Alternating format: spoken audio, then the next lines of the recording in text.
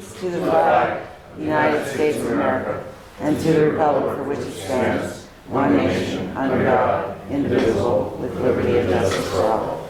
Almighty and everlasting God, who presides over all things in heaven and earth, come and preside over these deliberations, so that those that make the decisions may be guided by your wisdom. Thank you, Bill. Kathy, roll call, please. Mr. Brooks? Here. Mr. Marconi? Here. Mrs. McBride? Here. Mr. Barrett? Here. Just hop on the way. Oh, good. Mr. Belishko? Here. Also in attendance is Mayor Brown and Administrator Charlie McCormick and Assistant City Clerk Tracy Smith. Good evening. Welcome to tonight's regular session of City Council. Please turn off all cell phones. Following are examples of some important council rules. They are not intended to be a complete list. Please adhere as closely as possible to the 5-minute speaker presentation time limit. No persons are allowed to address the council from beyond the rail, except the speaker at the dais who has the floor. The chairperson shall preserve order and decorum and prevent attacks on personalities. The chairperson shall determine all points of order. No person except city officers or their representatives shall be permitted within the rail during any meeting without the express permission of council. Council kindly asks that the public please vacate the building within 10 minutes after the meeting adjourns. And finally, when members of administration are speaking, please stand up and speak into a microphone. First order of business is we just need a motion and a second to accept the minutes. Motion. Motion by Mrs. McBride. Second by Mr. Marconi. Mr. Brooks? Yes. Mr. Marconi? Yes. Mrs. McBride? Yes. Mr. Barrett? Yes. Mr. Belishko? Yes. The council presentations, anything today there, Mr. Brooks? Mr. Charles, take care of it today, thank you. That's all.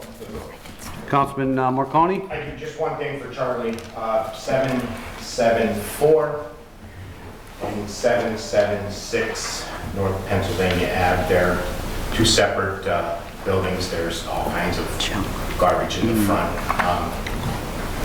I don't know, couches and debris. If we can have someone check that out, I'd appreciate it. And that's all I have today. That's all. Ms. McBride?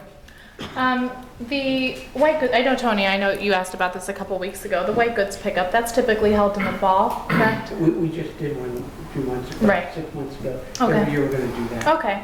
And also the electronic recycling and shredding. So those two Okay. we'll do every year. Okay. Is there any way that we could use American Rescue Plan funds to do another one in the spring? I don't know what the cost of conducting one of those is, but I know that it was really popular. Yeah, I don't think that's a use Okay. that Or if there's any. qualify for it. That'd be a general budget issue, so, Okay. we'd have to evaluate. But let's take a look at what it cost Yeah. 6 months ago, and we'll see if there's some way that we can, Okay. okay? Okay, sounds We'll good. look into that tomorrow. Thank you. That's all I have. Thank you. Mr. Barrett? About 2 months ago, there was a crash on Kidder at Pearl. I think I might have showed the video to a couple of people. It was captured on a doorbell video. We've been working with the traffic committee to try and come to some solutions. We actually met up there on the street, looked at the intersection. Kidder and Pearl, traffic coming down from the area of the Wyoming Valley Mall into the city. A lot of vehicles go straight through there. Well, the traffic committee went as far as they could with signage. They improved signage, they put stop ahead signs. The plan is to paint lines on the roadway, but the vehicles still continue to go right through the intersection, traveling south into that narrow part of Kidder Street, which is where the problem is. Some of them at a fairly high rate of speed. Latest conversations with the traffic committee, they feel that they've gone as far as they can go, and I understand that, without having an engineer look at that particular location and come up with some ideas, possibly a concrete median or something that would force vehicles to turn to the right there, other than a sign that says all traffic shall turn right. In my experience, I don't recall us having the availability of a traffic engineer, but they kind of said that the traffic committee came back through the chairperson and said it's kind of back in council and the administration's venue right now. They don't want to go ahead and do anything. We don't want to put up any type of barriers or anything without an engineering study being done for liability purposes as well. We want to make sure we're doing the right thing. I don't know if the administration has a traffic engineer that they've worked with in the past. I know I haven't. And I don't know if we have somebody that we can have take a look at that intersection and come up with a plan. I don't think it's going to take a lot, but when you start putting a physical barrier in a roadway, we want to make sure that we're doing the right thing and not something that is causing a problem for someone else. So if you can give that some thought, maybe if we can reach out to some engineering firms that we have somebody that can look at that, tell us what to do. I've been told that the cars are still continuing to go straight through there, even though we put up some additional signage, and I appreciate that. Traffic committee went up and actually looked at the intersection itself and met there, but they've gone pretty much as far as they can without an engineer looking at it. It's a wide open area. Traffic comes down there at a pretty good pace, and people that aren't familiar with it continues right through the intersection and into the narrow part of Kidder Street, which is where the problems are. So if you can maybe ask around or check with people that may have somebody in mind, I'd appreciate it. That's all that I have, Mr. Chairman. Okay, thank you, Chairman, Councilman. Angel Mathis.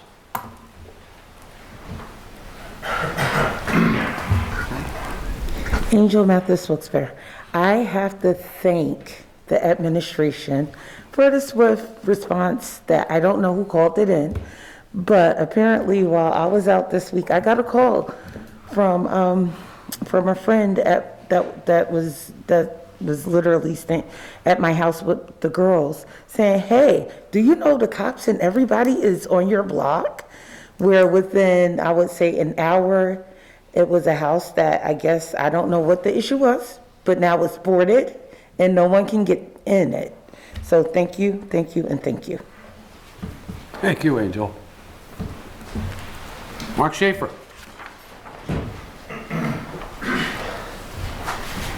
Mark Schaefer, West River Street.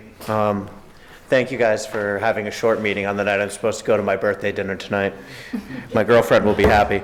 I just wanted to throw something. I read an article today, I believe it was in WVIA. I wanted to throw it on your radar if it wasn't on anyone's radar. This year, this is about drug policy in the city. Fentanyl testing strips were legalized by the state last year, and going into this year, they're now fully legalized to distribute. And the article was in the Pennsylvania Capital Star. The state is considering free distribution to local organizations. Right now, we already have free naloxone. You can get it because of a standing order, or you can request it from the state. But they're looking to do it for fentanyl testing strips as well. And what fentanyl testing strips do is it enables users to test their drugs for fentanyl. Fentanyl is the leading cause of overdoses now. It's taken over from just regular drug use. And no one wants anyone to use drugs, but if people use fentanyl testing strips, they can at least stay alive long enough to get help. This issue is really important to me personally. My cousin died of a drug overdose and fentanyl was suspected. So, we want everyone to quit drugs. That's obviously the ideal situation. But as long as they're using drugs, if they could use this to make sure they don't die, that keeps them alive long enough for us to get them help. And like I said, the state just legalized it. And the Department of Drug and Alcohol is launching a survey now to gauge interest from local community groups.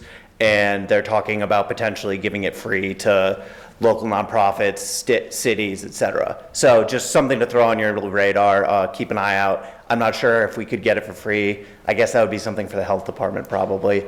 If just like at community events, they could have it available. You don't have to advertise it or anything, just like, or if you have anyone in the health department that works with local drug counseling services, if they could help them get it. That's it. Just wanted to throw that on your radar. Thank you. Thank you, Mark.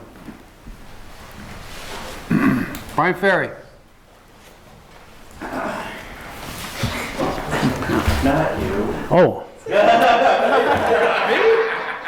You don't want it to be me. No one wants to be me. You're next, Sam. You're next. I got some handouts for you guys.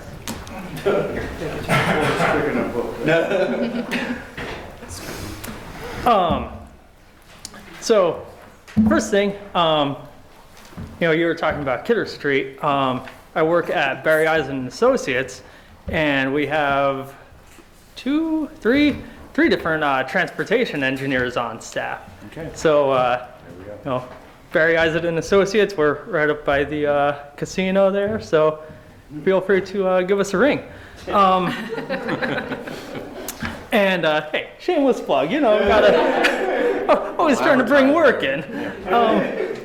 So the other thing I wanted to talk to you guys about tonight was the sale of the parking lot right across, next to City Hall here. I'm curious as to how much money was spent in the repaving of that, and why that was deemed necessary. I feel that if we were to put that lot for sale, attached with an RFP, we could be starting to drum up interest in developing that rather than just using it for parking.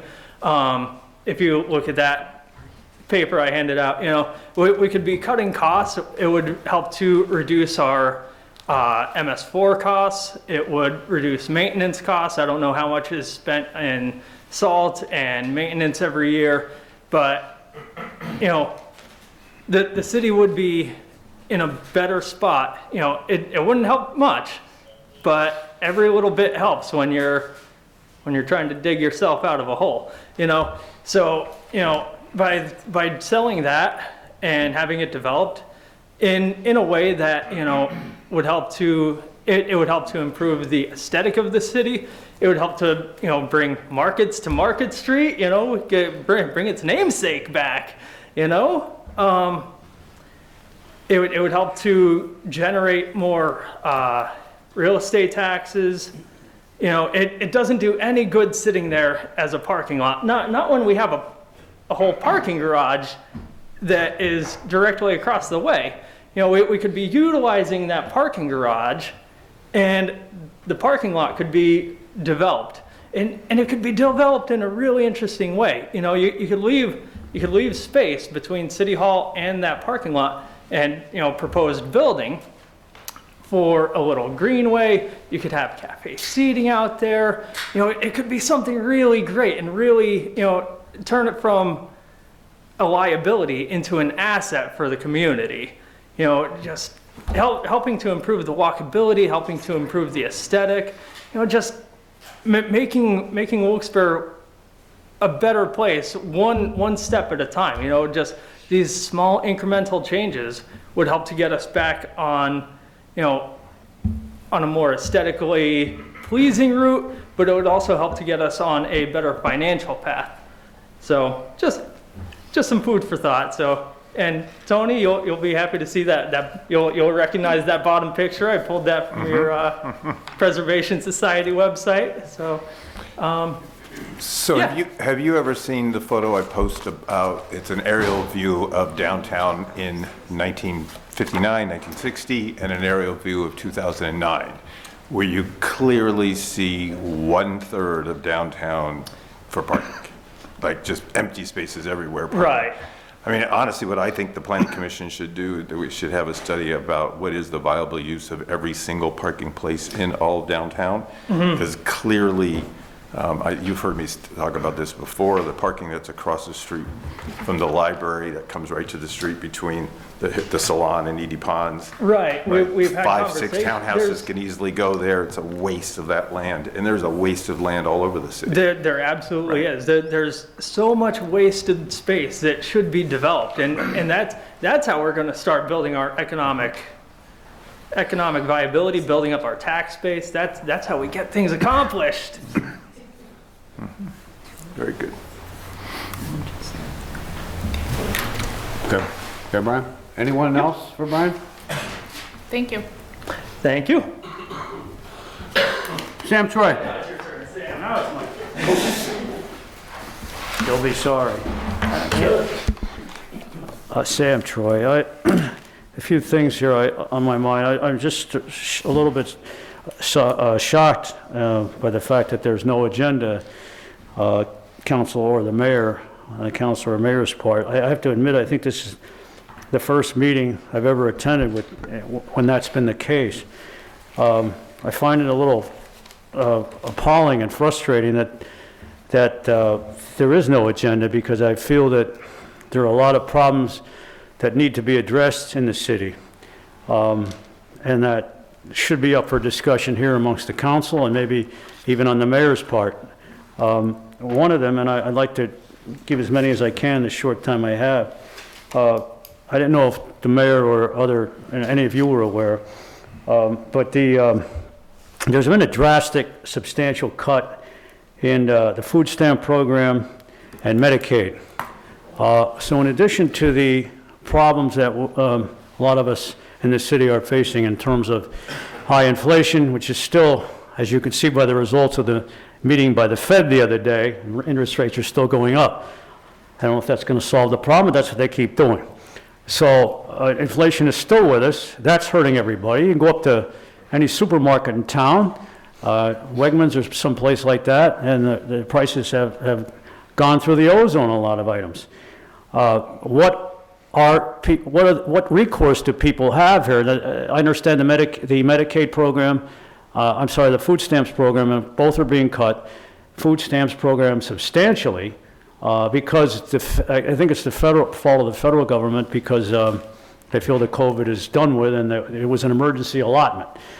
So, okay, so what can we do here on a local level to try to compensate for that? I think there's something we can do. I don't know if you people want to kind of pursue this, but I kept pushing, and I see it, for most part, it falls on deaf ears. I'd like to know what maybe one of you five think, or the mayor thinks, in my taxpayer relief fund. Mayor, is it true? I think we have still about $18 million or something like that in the ARP money. We could use, I know I could, and several other people could use another shot or $300 or whatever it was you sent out when the COVID first hit a year or two ago. I think that could be taken out of ARP, and that would go right towards stimulating the economy on a lot of people's parts. And to relieve this loss, this, in a lot of cases, devastating loss, this people are going to suffer with the cuts in Medicaid and food stamps. That's one way of doing it. I think another way, and I talked to Tim Henry about this the other day, I don't know how much this would help directly, but I think the city should look into a minimum wage ordinance. Tim Henry is not sure, and I don't know about you, Ms. Collins, that the state could supersede that and you know, delete it. But I mean, Pennsylvania's minimum wage is pathetic. I'm not sure. I think it's around $10 an hour or something like that. No, 7. What is it? $7.75. I mean, that is absolutely absurd. Now, I know a lot of businesses are paying above that. I realize that. They have to be competitive. But I don't know if there any survey's been done, and you know, the bottom line is people are struggling, especially in an area like this. The county, that's another matter, should do its part. They can't, they're as dysfunctional as anything, and they can't decide what to do with an embarrassment of riches with their $90 million. So some sort of taxpayer relief fund, an increase in in the minimum wage. The overall picture is, I think, very bleak economically for people in this area. As it is, as you know, it's pretty tough. And Mr. Brown, Mayor Brown, and council members, I don't think it's right that some sort of, and I know I sound like a broken record to some extent, but some sort of break was not given on property taxes and also the local wage tax, which is, if I'm not mistaken, 3% is the highest or second highest in the county. Those two things should be brought down. I guess it might be too late for this year, but for next year, absolutely. I don't understand why everybody turns a deaf ear to these proposals. I mean, is it because a public citizen is making them? It's a little frustrating on my part to hear that. I just want to finish with one thing. The overtime situation, Mayor, I don't see how hiring more, maybe you could explain this, how hiring more cops, more firemen, more emergency workers is going to necessarily solve that problem. I don't see it as a direct result. And a cause and effect, you know what a cause-effect syndrome is, right?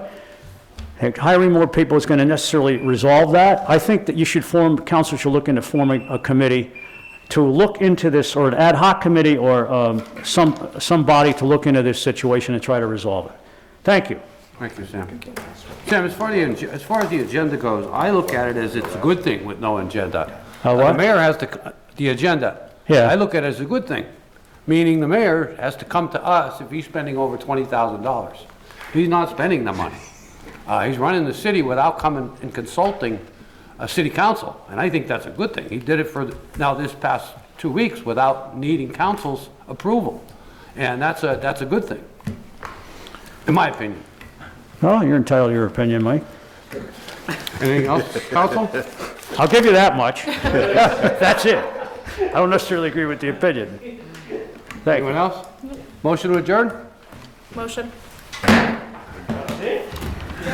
That's it.